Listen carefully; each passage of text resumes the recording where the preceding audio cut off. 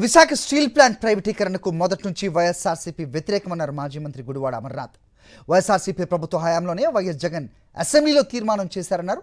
అందువల్లే steel plant ప్రైవేటీకరణ ఆగిందని సాక్షాత్తు కేంద్ర ఉక్కు శాఖ మంత్రి కుమారస్వామి తెలిపారని పేర్కొన్నారు. ఇక ప్యాకేజ్ అనేది తాత్కాలిక ఉపశమనమే కానీ దానివల్ల కార్మికులకు ఒరిగే ప్రయోజనం లేదన్నారు గుడివాడ అమర్నాథ్. ఇదే అంశానికి సంబంధించి మరింత సమాచారం మా ప్రతినిధి నాయుడు అందిస్తారు.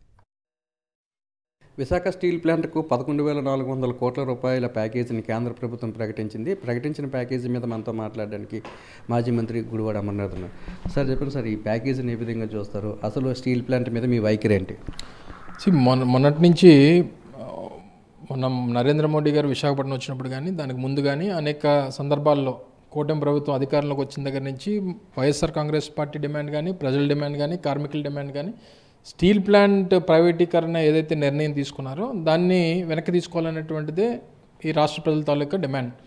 సరే, నిన్న ఇచ్చినటువంటి 11,440 కోట్లు అనేటువంటిది ఈరోజు స్టీల్ ప్లాంట్ ఉన్నటువంటి పరిస్థితుల్లో, అంటే స్టీల్ ప్లాంట్ ఉన్న వెంటిలేటర్ల మీద ఉన్నటువంటి పరిస్థితుల్లో ఏదో కొంత ఆక్సిజన్ ఇచ్చినటువంటి పరిస్థితే తప్ప ఇది పూర్తి స్థాయి పరిష్కారం కాదు అనేటువంటిది కార్మికుల తాలూకు డిమాండ్. అసలు ఇంతవరకు ఈ రోజు వరకు స్టీల్ ప్లాంట్ ప్రైవేటీకరణ జరగకుండా ఆగిందని అంటే దానికి కారణం జగన్మోహన్ రెడ్డి గారు. ఆ విషయాన్ని మేం చెప్పడం కాదు, స్వయానా ఇప్పుడు ఉన్నటువంటి కేంద్ర మంత్రి కుమారస్వామి గారే నిన్న వారి పత్రికా సమావేశంలో చెప్పడం జరిగింది. సో ఏది జరిగినా ఈ రోజు వరకు ప్లాంట్ ఈ స్థాయిలో ఈ పరిస్థితిలో ఉందని అంటే గతంలో జగన్మోహన్ రెడ్డి గారు తీసుకున్నటువంటి నిర్ణయాలు, ఆ రోజు అసెంబ్లీలో చేసినటువంటి తీర్మానం, కేంద్ర ప్రభుత్వం మీద తీసుకొచ్చినటువంటి ఒత్తిడి, ఇవన్నీ కారణమయ్యి గడిచినటువంటి 7 మాసాలుగా కూటమి ప్రభుత్వం అధికారంలోకి వచ్చిన తర్వాత ప్లాంట్ కార్మికులకు జీతాలు లేవు, హౌస్ రెంట్ అలవెన్స్లు ఆపేశారు, ఉన్నటువంటి కార్మికులు తొలగించేటువంటి ప్రయత్నం చేస్తూ ఉన్నారు. కాంట్రాక్ట్ కార్మికులను అయితే ఒకే ఒక రోజు దాదాపు 3,600 మందిని తొలగించాలనేటువంటి నిర్ణయం తీసుకున్నారు.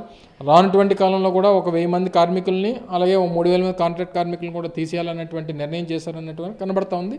సో ఇన్ని అనుమానాల మధ్య ఈ 11,000 కోట్ల రూపాయలు ఏ పరిస్థితుల్లో ఏ రకంగా ప్లాంట్కి ఉపయోగపడుతుంది అనేటువంటిది అనేక అనుమానాలకి నివృత్తి చేయాల్సినటువంటి బాధ్యత కూడా ప్రభుత్వం మీద ఉంది. ఈరోజు కార్మికుల డిమాండ్ కానీ, వైఎస్ఆర్ కాంగ్రెస్ పార్టీ డిమాండ్ కానీ, కార్మికుల తాలూకా ఆలోచనలకు అనుగుణంగానే ఈరోజు వైఎస్ఆర్ కాంగ్రెస్ పార్టీ కానీ, రాష్ట్ర ప్రజలు కానీ ఉన్నారు. ముఖ్యంగా వైఎస్ఆర్ కాంగ్రెస్ పార్టీ డిమాండ్ చేసేది ఏంటంటే సెయిల్లో మర్చేస్తే పూర్తి స్థాయి వెసులుబాటు వస్తుంది, పూర్తి స్థాయిలో కార్మికులు కానీ, ప్లాంట్ కానీ అన్ని రకాలుగా కూడా కాపాడినటువంటి వారు అవుతారన్నటువంటిది డిమాండ్. రెండోది ట్యాక్స్ హాలిడే. అంటే ట్యాక్స్ హాలిడే గడిచినటువంటి 3 సంవత్సరాలకు సంబంధించినటువంటి ట్యాక్స్ హాలిడే ఇస్తే ఒక 10,000 కోట్ల రూపాయల ఆర్థికపరమైనటువంటి భారం తగ్గించినటువంటి పరిస్థితి ఉంటుంది అనేటువంటిది కార్మికుల తాలూకు ఆలోచన. ప్రైవేటీకరణ జరగకుండా ఇంతవరకు ఆగిందంటే గత ముఖ్యమంత్రి వైఎస్ జగన్మోహన్ రెడ్డి అసెంబ్లీలో చేసిన తీర్మానమేనని కేంద్ర మంత్రి కుమారస్వామి చెప్పిన మాటలు స్పష్టం చేస్తున్నాయని ఎవరైతే వైఎస్ జగన్మోహన్ రెడ్డి విమర్శలు చేస్తున్నారో కుమారస్వామి మాటలు చూస్తే వాళ్ళకి నిజాలు తెలుస్తాయని, మా విధానం మొదటి నుంచి కూడా స్టీల్ ప్లాంట్ ప్రైవేటీకరణకు వ్యతిరేకమని, అలాగే స్టీల్ ప్లాంట్ సైడ్లో విలీనం చేయాలని, సొంతంగా గనులు కేటాయించాలని మాజీ మంత్రి గుడివాడ అమర్నాథ్ డిమాండ్ చేస్తున్నారు. కెమెరామెన్ శంకర్తో నాయుడు, విశాఖపట్నం నుంచి.